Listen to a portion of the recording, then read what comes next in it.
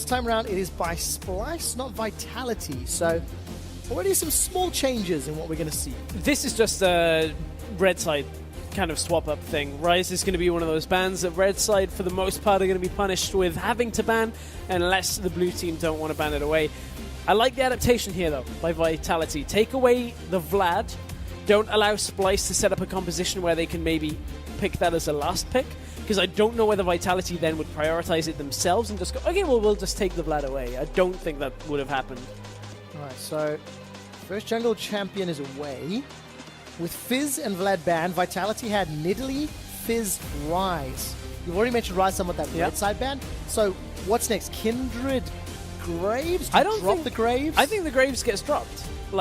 Because Graves, his impact in the early game is fairly negligible. Like, he does have damage, and if you line up the Q, it's great. But he's a kind of a farm-focused jungler that gives you that damage, ultimately. So I actually think you can drop the Graves ban.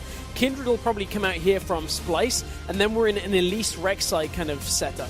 And what a respect there from Vitality. Taking away Mikey's Bard. Removing it after that first game, after feeling the impact. Yeah, first game on your LCS debut, and game 2 you get a target ban. That's a fair amount of respect coming out. One of two reasons. Number one, you're a true threat on that one. Yeah. Or number two, they don't fear your next tier champion is as threatening. And with the Bard banned away, with Kindred and Graves still available, Braum is then the reply. So, what is the first pick here? Lucian would be available if Police wants it. That is one of the ones we've commonly seen here as the first pick. Also, Elise, Kindred. Now, would you give Kindred over? If you take Lucian, give Kindred Echo? It's tough because now it's a priority thing, right? For the junglers is, do you feel confident and comfortable in giving away a carry jungler if you can get something for one of your other lanes? And that's been answered very, very quickly with all 3 picks getting locked in. Kindred on the side of Vitality. It's Echo and Lucian getting taken for Splyce. No real surprises there. Okay, so now the no real surprises is done and dusted. Yep. Where do we look to next? What's the next tier? Maokai is up and available if Cabo wants it again. Cabo could go for the Maokai route again. Like, that actually would now not be a problem because you have got yourself a more carry-focused jungler. Does Police still go the Caitlyn? I actually don't think the Caitlyn was the problem here, and Caitlyn into Lucian is fine. It just depends on how the rest of the map goes. So we may very well see the Caitlyn and then flex something like a Trundle to the support, perhaps. But there still is a lot of options. That's the thing about 610. So many different viable options of what you can pick in this kind of scenario. Which is nice, because today in the first few games that we've seen here on EU LCS 2, there's actually been a fair amount of diversity. Yeah. The Maokai will be followed up with Ezreal. That's, again, another ADC that we've seen for the first time today on our stream. And I like that as well, because as the game scales, it just gives you so many more options with those Iceborne, Gauntlet-empowered Mystic Shots. Yep, and it's a lane neutralizer. You can just now play away from the Lucian. Very difficult for him to actually kill you. If we do see a Trundle setup, Ezreal Trundle is fairly difficult to kill. We may even see a ranged support come out. Something like a Karma come out. Kind of provides that Sivir-esque play style where you kind of burst everybody forward. But still, we're waiting on those last Sivir-esque. It's like budget Sivir. But I prefer budget. Budget Sivir is better, I think. Better describes it, I feel. That's fair. But a lot of options there for Kasing. He's actually played a lot of champions over the course of the last few splits in the LCS. And with Graves not banned away, actually has been locked in here for Thresh. Now, what I don't really want to see Kasing do is go the Thresh route, because that has been where Kasing has trended to when it's available. And yes, Kasing's Thresh in days gone by has been very effective, but I don't think it's the right champion for this scenario here. I just feel like it then kind of forces you into a scenario where you're looking to play a pick composition, and if you can get the Maokai in, fair enough, but we'll have to wait and see what he goes for. On the other side, Graves did get locked in. That farming jungler that we were talking about will provide a damage threat. Oh, budget Sivir! Not massive, and there's your Karma. Well predicted. Pair this with Alessandra, though, and now you have a real strong engage composition with a little bit more versatility than the last one. You've got damage threats coming from everywhere. One game played in spring on that Lissandra for Nukeduck. It was a victory. Very, very strong victory. 7-0-5. And when comboed with the front line of Maokai, some of the mobility and utility of the Karma and Ezreal Kindred, I quite like what Vitality have put together. So Splyce, how do they respond? They've got some survivability options with Trundle, with Graves, and Echo. And is it just going to be the safe Victor? Or what else can you run into this Lissandra? Yeah, I mean, Victor is kind of fine. He gives you some sense of team fight presence as well. It's not quite the same setup that Lissandra has, but the damage, the burst potential is still there. Combo that with the Graves, with a Lucian. People could die pretty quick if Splyce get themselves a lead and get into fights before the Maokai, before the Ezreal are ready to actually fight this. But Vitality have themselves a real good setup as well. So much better pick and ban this time around for Vitality. I think significantly less glaring weaknesses and more options, more comeback potential if you trip and stumble at different points of the game. At the same time, Splyce haven't really had to concede too much in this pick and ban phase either. When you look at it, it's only really potentially their jungle matchup that you would be looking at and saying, well, I'm really not so sure on the Graves right now. You can argue about the Trundle matchup as well, because Ezreal Karma is going to be so difficult to kill, but that Trundle is still going to have presence late into the game.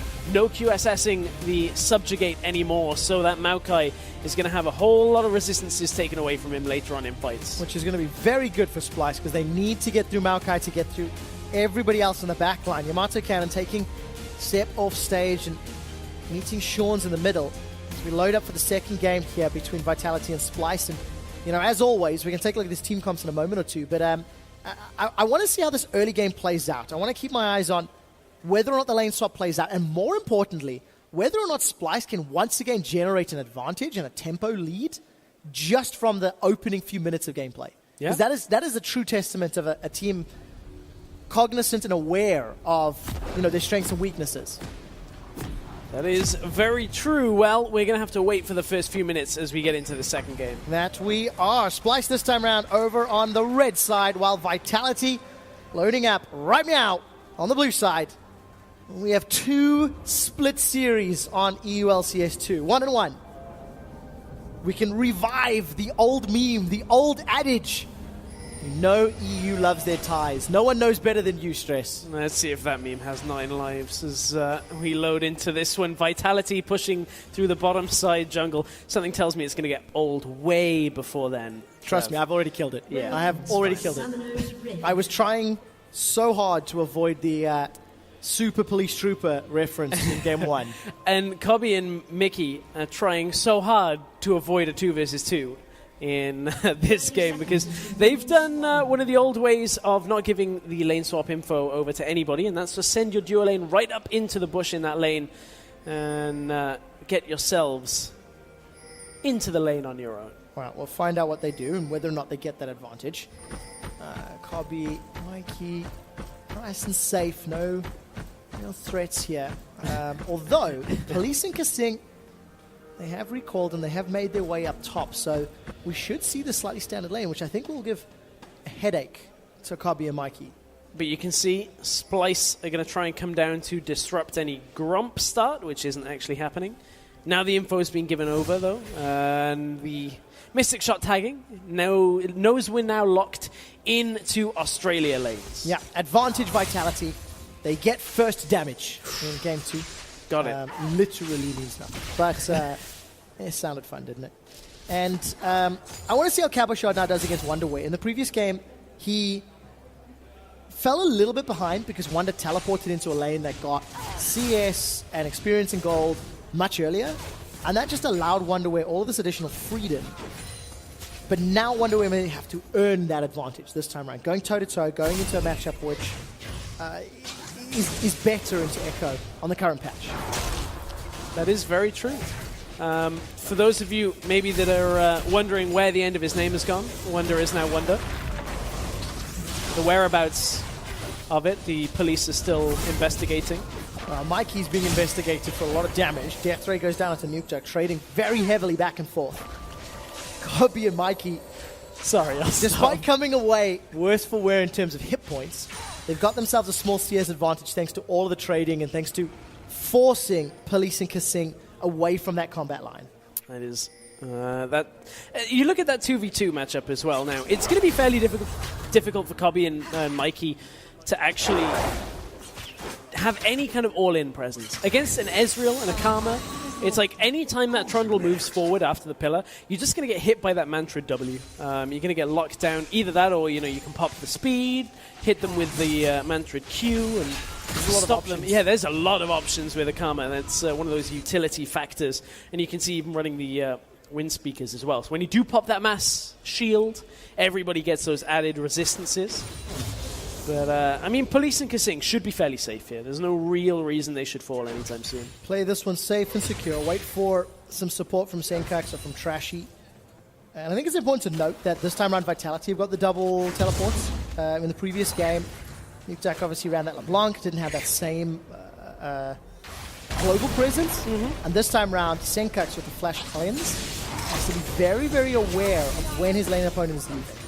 Yeah, you do have to monitor that, and Nukeduck, of course, as you said, can TP, use that Lissandra to his advantage, get in, get a multi-person Ring of Frost, and lock him down, but it's going to be a tempered early game when you look at these setups. Nobody really wants to fight for a while. Mighty Bear wants to get himself a few stacks, farm up a little bit, but does he want to get himself a bounty is the question. He's looking to get right up into the top lane, as Kasing and Police had already pushed that out, so we may be getting our first little point of action right as Mighty Bear recalls. Yeah, right as recall. The option was there. It was good timing, though, because Trashy had been making his way to that top lane, so if Trashy had decided to go in, then Mighty Bear could have done a counter gank. Also, about a minute ago, we saw the bottom Scuttle Crab being taken down, and that was the first mark of the Kindred for Mighty Bear, so going to start stacking that passive as well. And there's an example of how safe Police should be. Trundle Pillar comes out, Mikey can't really push forward, shield goes on Ezreal, don't even burn through the shield, and can't really do any damage to the Ezreal. So yes, it's an exchange of mana at the end of the day, mana for cooldowns. So, but I think it is important to note that Kobe's still up in CS. That very early trade, somewhat helping Splyce out, just giving them that breathing room that if they lose a couple minions here or there, it's still Police catching up to the deficit that's been earned. Wonder where...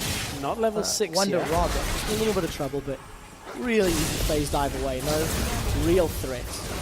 There's another trade top lane. You can see most of it absorbed by the shield. Still some damage done to Police that time. Kobe managing to get that piercing light. However, here is the point they can trade somewhat more. When that shield is not available, you can see Kasing having to burn through a lot of his mana.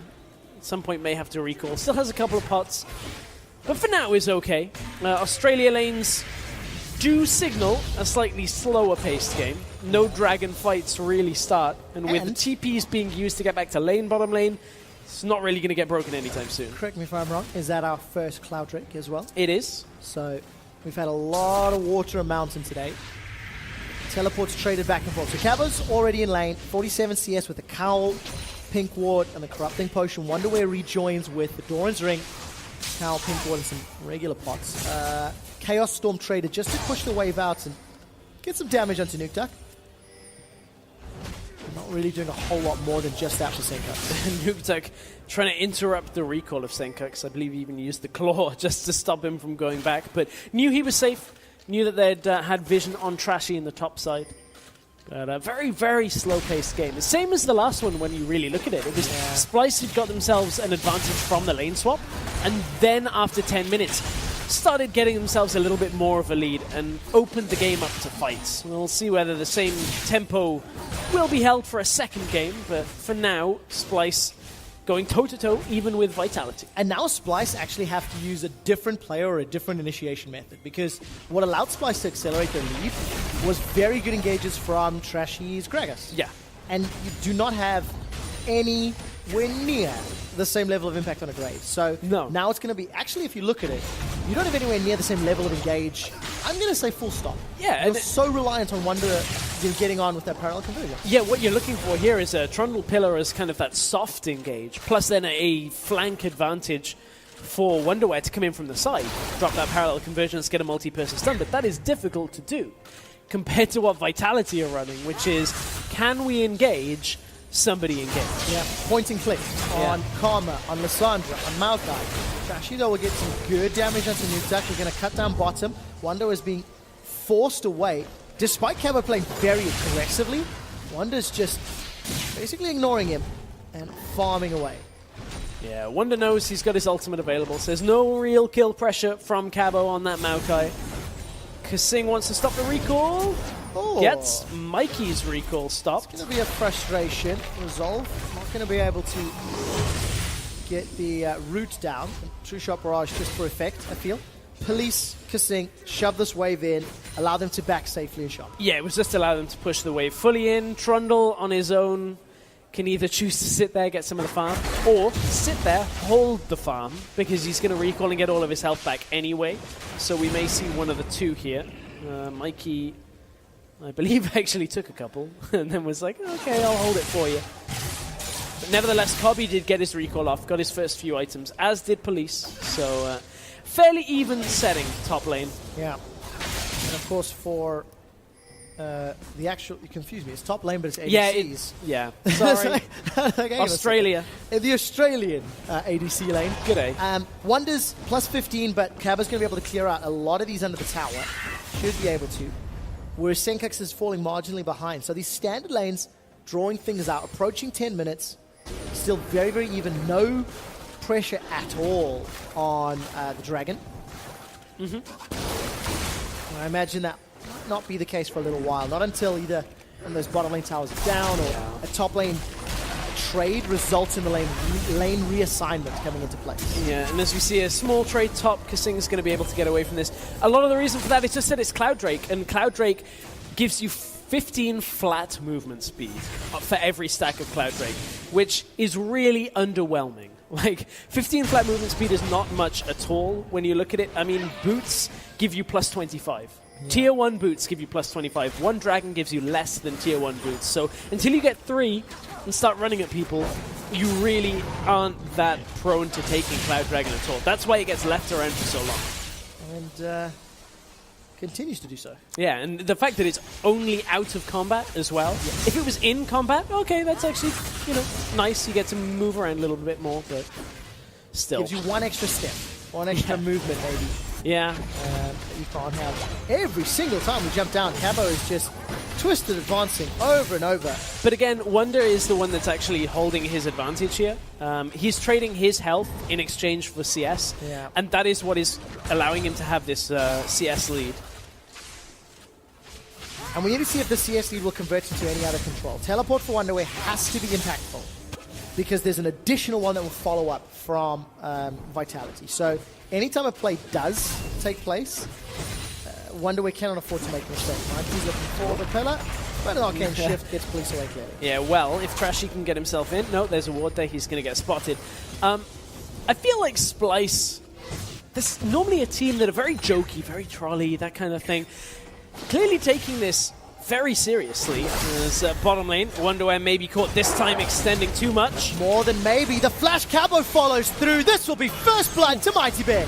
Mighty Bear picking up that first kill on the Kindred. Wonderware here traded time and time again, over aggressively perhaps this time against Cabochard. Finally gets punished for it, and there was no answer from the jungler being topside, because Trashy spotted on a ward, they knew exactly where he was. Really easy pickup and, you know, control patient play from Splyce. But unfortunately, it's Mighty Bear with a good CC combo that allows him to pick up the kill. And this is the only real time that you're going to see this. You can see that Cloud Drake doesn't have the highest of damage. It's going to get taken down now. And this was the overextension. Wonderware didn't have a ward. It was actually going over to place the ward once Cabo had conceded a little room in the wave. And not only is this our first Cloud Dragon, Trevor, you just saw the insignia on the wall. Infernal is next for this game. Time to fight, and hopefully so in about 5.5 minutes. We need to see what items can be picked up by then. Yeah. Because Rod of Ages was completed at 11 minutes for Nukta. He's had a very good laning phase, plus 10 over Senkax, and a completed recipe already. So whatever he can get in the next 5 will help out. I feel like Vitality at that stage will most likely be in a better spot in almost every role, maybe except ADC. Because Ezreal needs maybe 2 or 3 items, whereas if Cobby can get that Ghost Blade completed, I think he may be the one that can help turn the fight. Yeah, I certainly think that as well. And as we look at Senkax in the middle lane, is opting himself not for that rush to Mark 3 Hexcore. He's gone Mark 1 Hexcore and is now looking for that Rallies to get the slows, allow them to have a little touch more crowd control. The slow isn't exactly much to write home about, but sometimes it can be enough just to chain the crowd control and continue things. So won't quite have the super fast Chaos Storm that we've seen from a couple of mid laners on that Victor. Luckily, if a fight breaks out in Dragon Pit, you don't need it to be super. That is true. So depending on the area of usage, I think it could work out. So 13 minutes in, just the one kill on the board. And extended farming. It's like going back a few seasons where you'd have 20 minutes of farming and then a team fight and then the winner of the game. Well, that kind of is what's happened for now. But when you look at the Splyce lineup, I feel like I know why Mikey's having trouble in this game, Trev, locking down the duo lane from Vitality, as we say that. Kasing gets caught. You can see he's playing the wrong Trundle skin. Okay. If he was playing Constable Trundle, he'd have a much better time arresting Vitality here. The crowd control would land, he'd be able to lock them up, get the damage out. Come on, there's one opportunity to play against a player called Police and you don't pick Constable Trundle. Like, actually, I think there'll be many opportunities. that's true. I just mean for Mickey. Touche. Mickey. The X is silent, right? I believe so. Although Cotton X always, and Metal X, we always used to give him that. Yeah, I've had a few angry people already saying I had to say the X. There's the logo once again for the Infernal Drake, which will be coming up next. Interestingly, we spoke to Mickey, at the player conference, and he said, yeah, just whatever. It is the attitude. We'll clarify that. Yeah, we'll get back to you on that. We'll ask in an interview because, you know, that's live, on the spot. Be like, you have to pick one. All right, there's the upgraded Hex Core once again, up to Mark 2. And, oh, this is problematic stress. Wonderware, no flash, has a Chrono Break available, and is being dove under the tower. 3-man from Vitality, Chrono Break with some damage out. Mighty Bear gets himself a passive sack. That just looked really easy, well executed from Vitality. Oh, way too easy. It was stolen. That was taken, secured by Police. As he manages to pick himself up that blue buff now. On for the counter dive topside. Victor's moving across, but he's not going to be there in time. Splyce, lack of crowd control might hurt them. They want the blue buff back, but they won't get it yet. A flash away after the discount Siva manages to give Kasing the moves. Wow! Kasing gets obliterated. And that is 6.10 Victor. 6.10 Victor, that ultimate is so scary when it actually hits. And I mean, you can see on the left-hand side, all of the summoners popped instantly by Vitality, and it wasn't enough. Nukeduck now topside. He teleported in for this one. He's going to be able to claw out to safety. Forgot he had that spell and flash available, so I got a little more excited than I should have. It's regardless, Hey, Nukeduck stays alive. Something happened, Trev, in the game. I'm glad you're right there ready to, break into the action at this point. So, Kasing and Police actually think they're safe here, by the way. After the amount of movement speed and damage and shields they've been able to put out, they just didn't have Senkos on the ward. And that means Kasing steps right into the disco ball and spells his death. At first, no less. Never dive headfirst into a disco drop. No, never. The glitter is very hard. Regardless, Senkax gets his first kill of the game. Would have preferred killing Police. Could have got the blue buff back, unfortunately unable to do so. And with the dragon up in 1 minute, knowing it's Infernal, knowing you're going to have that additional damage against your opposition, I want to see just how much priority these guys put on it, because we'd like to think it's just going to be in team fight the moment it is up. But truthfully, you're going to need a couple of wards, and you need the teams to agree that it is worth that level of risk. It's still also fairly quick to take as well. Infernal Dragon is the most comparable to the old dragons we used to have, where, doesn't have really any particularly special combat stats or added resistances. It's basically the same. Cobby, caught down by Nukeduck. Cobby's in trouble. Ghostblade will give him just a few extra seconds He's to put damage accepted down, fate. but the kill will be secured by Cabo Shard. 15 seconds before the dragon comes up, and Splyce losing some focus, losing some control this game. And look at how far Cobby was up without the right wards, without a tower as well. And that spells the end for him. And that's going to be the first Infernal Drake pretty much going over to Vitality. Mighty Bear's going to start it on his own. Wonderware's going to push topside at the same time. Should trade tower for dragon. And kill. So and kill. Splyce will be okay With the gold secured, no, very clever. Mighty Bear's in some trouble. Trashy's looking for the steal, but it's secured by Vitality. Infernal Drake picked up. It did cost an ultimate though. And Cowboy Shard looking to get away. Nukeduck and Mighty continuing to run, while the rest of Splyce may be able to siege on this middle lane. If Splyce can get themselves a second tower, maybe they come away in a better position, but that is asking a lot because there's simply no minions to play with. Of course, that is now Ocean and Infernal for Vitality right now, so trying desperately to become the Avatar. Unfortunately, you can't get all 4 elements in a game, so yeah, not going to happen on this one. But for Splyce, it's a tower push again, so maybe 2 turrets for a Dragon. That is definitely worth at this point in the game. So, after a falter in positioning by Cobby, Splyce rebound by grouping and forcing Vitality's hand. Remember, Splyce chased Vitality through the jungle to delay that recall. But the reason is a knock-on effect from Nukeduck having to, Nukeduck choosing to TP top earlier. It meant he didn't have his TP available to get back to mid lane after getting chunked down. He recalled out and then wasn't able to defend his tower. And now Splyce are on the back foot, but the tower is so healthy at this point that Vitality can't realistically push it down. All right, so Splyce are able to defend. We have a very good game brewing. 3 kills to 1 in favor of Vitality, but 2 towers to 1 in favor of Splyce. I'm looking down the CS numbers, and Cobby is once again doing a very good job. He's out-farming his opposite number, getting very close to completing his second item, and Vitality are now grouping their way up. So, 4 out of 4 games, Rift Herald has returned to the Void. 3 out of 4 games now, nobody's attempted it. Yeah. Unfortunately for Vitality, last game they started it too late. This time they're like, we're close to the timer, let's get the turret instead. Much more beneficial. One is alone in this top lane, but at look, risk of being dove. There's no way Splyce can group in time. They have to concede this.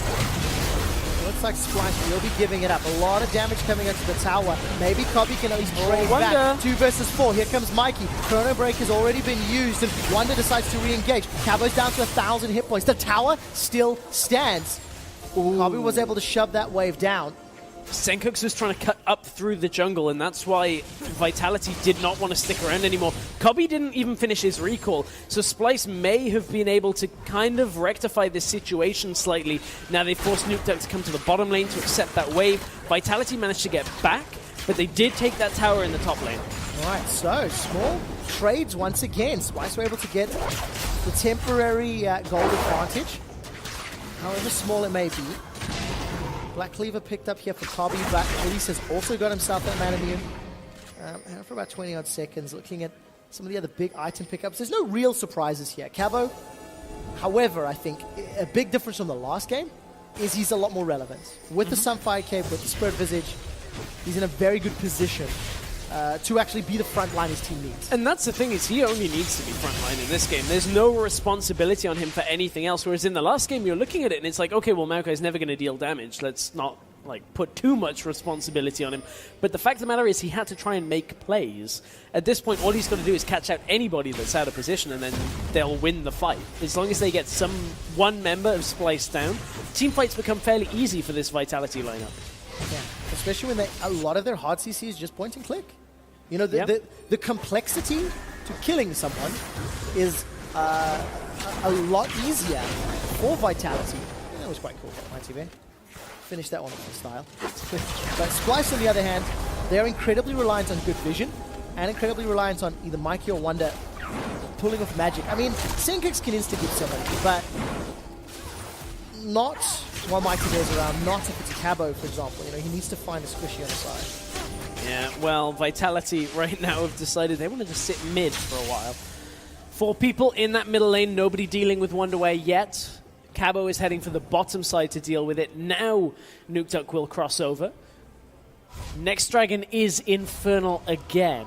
So this one, you have to feel Splyce are definitely not going to want to give over to Vitality. Having that second stack of Infernal for extra AD and AP could be potentially devastating. I mean, it's a big advantage. Oh, yeah. 8%, you're starting to feel that. 22, 25, 30 minutes into the game.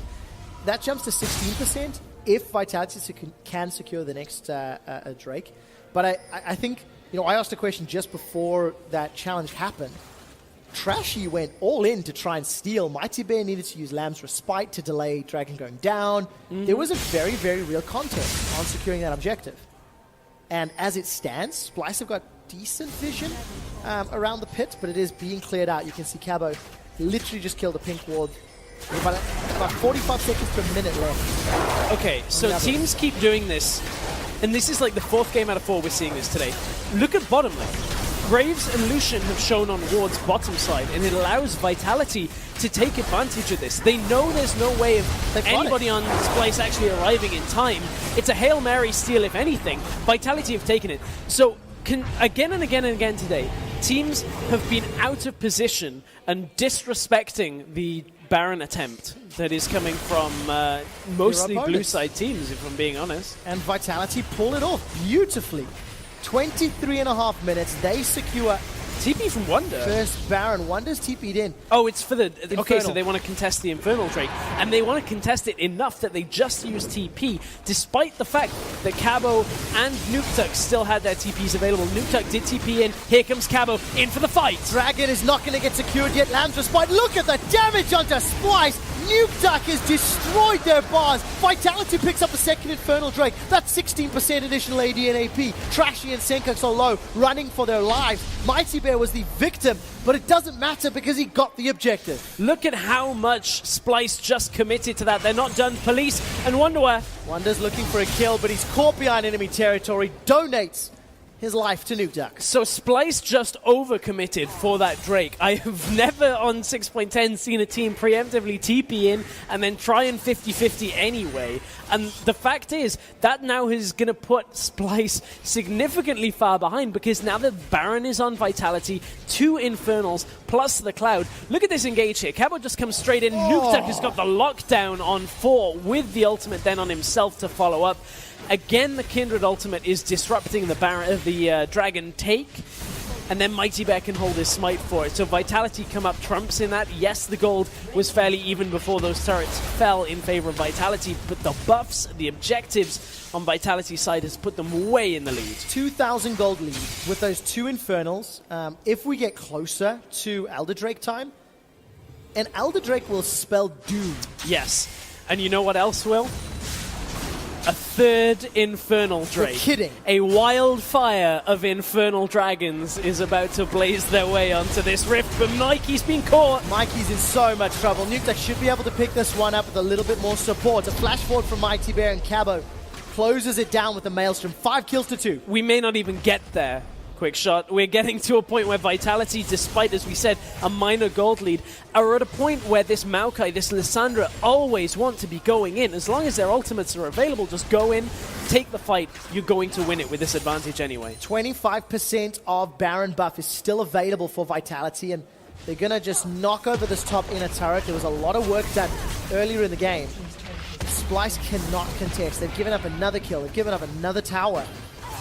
And that level of control, that level of lead and just very good heads-up play, proactive play from game 1, has not been relevant now that their team comp has had no engage. Yeah, that is for sure. If you'll excuse my very bad fast maths, the 2 Infernals alone is giving Nukeduck like an additional 50 AP right now. Give or take a few, carry the one, but it's a lot of damage. AP, and it's all being used on Wonderwear. Kobe gets a good channel of the culling, which shreds Cabo Shard's armor. He's locked in place by the pillar. Trashy's not able to find him with collateral damage, though. Nukeduck sends himself frozen and sends Kobe to the fountain. Now Wonder's running for his life. Mikey stays alive a few seconds longer on top of the respite. And Nukeduck picks up a kill. It's a 2-for-1. 2-for-1, and again, Vitality are coming out so far ahead right now. There is just nobody on Splyce outside of Senkux that is able to deal damage. You can see that Kobe, he's got this build, which is very good for shredding out carries and part tanks. People that aren't building multiple armor items, but behind the resistances of Cabo that he's already got, plus the damage reduction, it's just difficult to take him out that he takes up so much time of Kobe and allows Nukeduck to come into the fight. Kobe tries to kite back, but Nukeduck manages to get the Lamb's Respite at that point, and Mikey just falls at the end of the fight. these fights are so easy, so simple for Vitality to pull off with this comp. This is why teamfight comps are so good right now, because you can easily force fights around objectives, and then when you're ahead, continue to force those fights. And every single time, Nukeduck is catching multiple members of Splyce. They're just simply too tightly knit, too tightly grouped. Splyce are now falling further and further behind. They're down 3,000 gold. Look, it's 28 minutes. It's actually not as substantial as it feels. Because it feels like Vitality are just leaps and bounds ahead. But that is also because of their composition. Yeah. Because of how simple it is for Vitality to make those plays work. It's the hidden kind of stats and power, really, that are allowing Vitality to do this. I mean, you look at the sign of a Maokai that's got 2 items completed and the components of a 3rd. He's got his ultimate. He's even got additional AP and added damage from this, so it becomes an even trickier task to take him out. Yeah. It's a minor amount, but then you've got a carry jungler that has extra AD. You've got an AoE mage that has extra AP that is just adding up from these dragons stacking. And while the Baron buff may very well have expired, still Vitality have got enough lead to play on 3 lanes and continue to push. All right, there's going to be a difficult question asked of the teams. 1 minute, 5 seconds until Dragon. 1 minute 20 until Baron. There's a very real world where one team could get one buff and the other. There is. The second. Splyce have to make a good decision. 2 teleports available for Vitality, only 1 for 1. And now, where do Vitality play the mind games? Do they allow Dragon to spawn and rush the Baron? Because you can let Splyce take Infernal Dragon number 1 of the game to get Baron for yourself, and you still have 2, and you can continue to push. And you know the next dragon, if you get there, is Elder, and it'll amplify yours way more than it'll amplify theirs. There's a lot of mind games that can be played here. At the same time, Vitality can kill the dragon exceptionally quickly. Yeah. And 2 teleports to thwart any Baron plays if there's enough vision around. A lot of questions that these guys need to figure out an answer to. Very, very different style of game, but one where Vitality have still not absolutely been in control. Look at Vitality. They're setting up for the double TP play here off these wards that are behind Splyce right now. I believe it's a regular ward. It's not a blue ward. As soon as Splyce push into this pit, here's the double TP. 2 teleports coming in. Mighty Base, Dance Devourers out of the pit. Lissandra, Maokai, they're running down the river. Dragon should be secured. Oh my lord! The damage! Splyce are just killed where they stand. Vitality secure their 3rd Infernal Drake of the game. Get themselves 2 kills. And hell, they can take Baron if they want to. They can look for anything right now. Vitality spring the trap. It's an easily laid trap for Splyce. They had to try and do something to prevent Vitality from getting that wildfire of 3. And I mean, Vitality, they've got the Baron right now. Nothing can really stop them, as you alluded to. And Splyce, right now, with the gold lead previously so close, you would say, well, maybe Splyce still have a chance in this, but look at just the sheer advantages that come into this fight. Flash from Nukeduck. That damage is insane coming out from this Lissandra right now. The setup for the fight, they hardly even needed Cabo there to lock him down in the end of all things. And Vitality have pretty much closed this game out, and they're going to fire back in the second game of this best of 2. This one's pretty much done. Nukeduck has got 460 AP without a death cap. That is a lot of ability power, and Vitality have just played this game significantly better. You know, Mighty Bear won the early game for Vitality, and now he's going on. He's effectively 1v4. True Shot Barrage flies across Splyce. Lands Respite buys all the time that Vitality need. Nukeduck's coming up through the river. Cobby's culling does a lot of work onto Mighty Bear. He's finally shut down. Nukeduck's looking to win the fight. Gets tagged by the Time Winder, and Cobby's going toe-to-toe. QSS will buy some time, but truthfully, Splyce are just too far behind. Nukeduck comes back in. Double kill for Cabo to close it out. It's a 1 for 3 in favor of Vitality. Even Kasing's damage in this fight is, not to be overlooked. Cabo had 3 people on him. He's so far ahead in this game that it is almost impossible to kill him. And Vitality, they've got the Baroned up minions. This is pretty much going to be the end of game 2. It looks like it. 30 seconds on the clock for Splyce to try defend with a jungler and a support. Nukeduck is few more seconds before the tomb is available. Police and Kasing making their way in. Nexus turret number 1 is the target. Vitality will take this one down. Cabo's focusing, actually tanking up the Death Ray laser before he's forced to peel away. The rest of Vitality look to take down the second tower. There's no real resistance from Splyce, and Vitality, they bounce back. Cobby gets locked in place where he stands. The Nexus is being focused, and it is taken down. Vitality, 1 point to the summer split. 2 series, 2 splits on the day. And both games, the underdog pulls off a surprising, maybe, game 1 win, only for the favorites to bounce back in game 2. And I mean, this is where the discussion comes out, right? Because in some sense, Splyce